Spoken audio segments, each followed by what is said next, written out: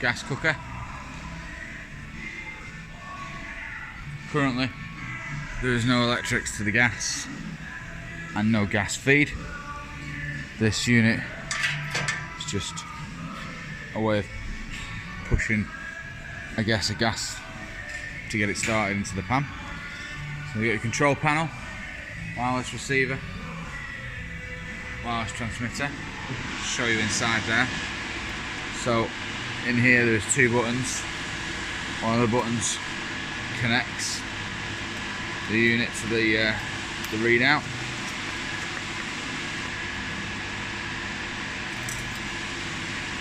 So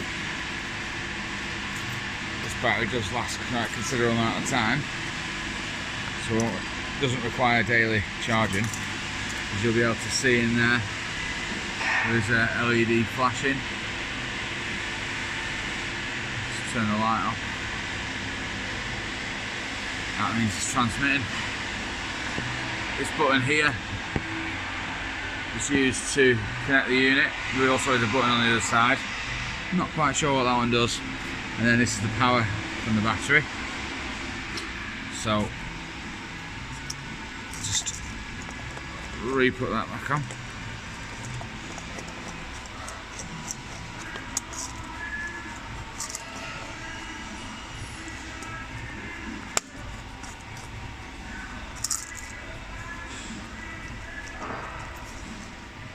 Sure that's on, and the aerial in the up position. So that'll be transmitting to this once we've got power. Inside here we have the electric control panel, transformer taking the 208 to 220 for everything else inside the panel.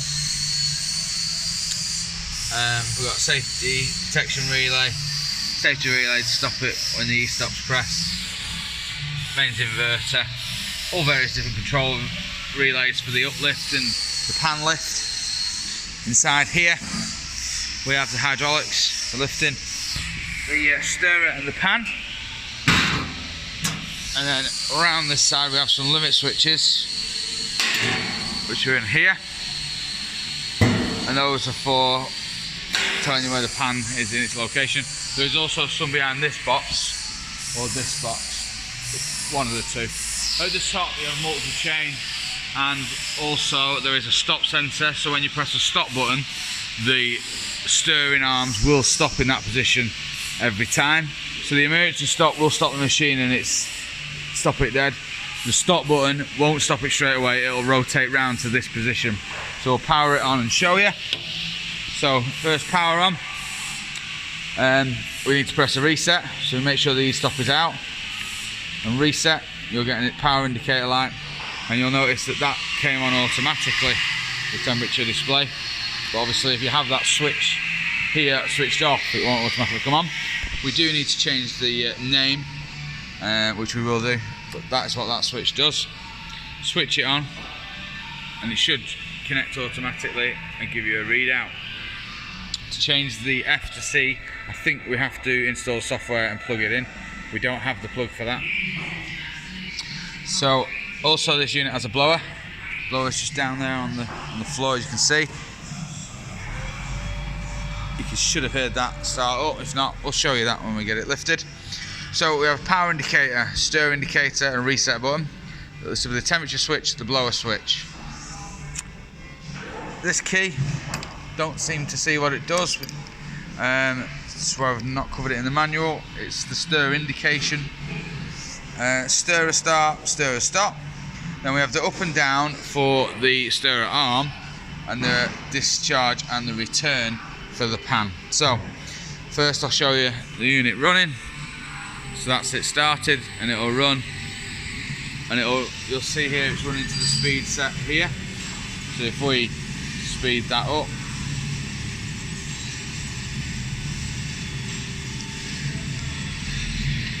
the stereo speeds up.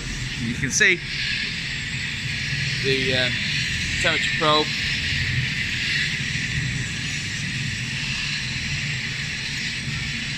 You'll notice that this shaft does spin at a different speed to this. Obviously, this is going in a rotational at this speed. This one obviously is going twice as fast.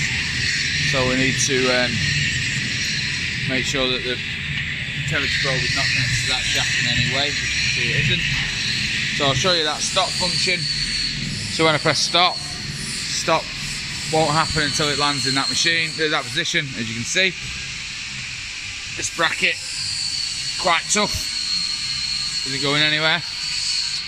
So, as we'll now show you the up, if we go up, the steering arm is lifted.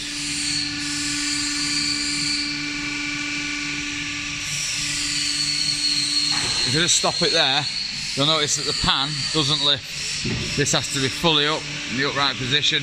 Once it's stopped, then you can press the pan lift. And again, once that pan lift is left, you press the down button on the stirrer and nothing will happen. It's because the pan is lifted. Once the pan's in its upright position, we'll show you the blower.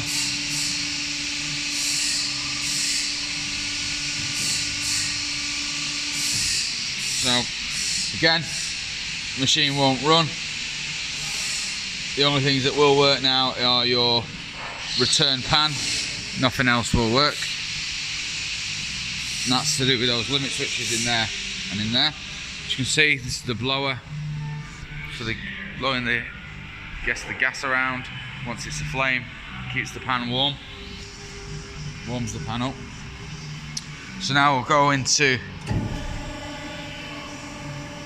return the pan. Once the pan is in its down position, we can then bring the arm down. As you can see,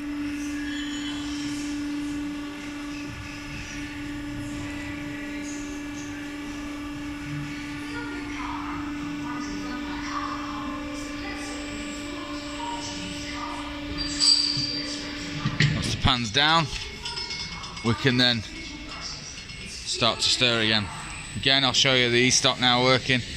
Press the e-stop, like I said, the machine will stop. Everything goes off. Twist the reset, and then a reset button. That's great. And now what you need to do is press the start button, and the machine will run again.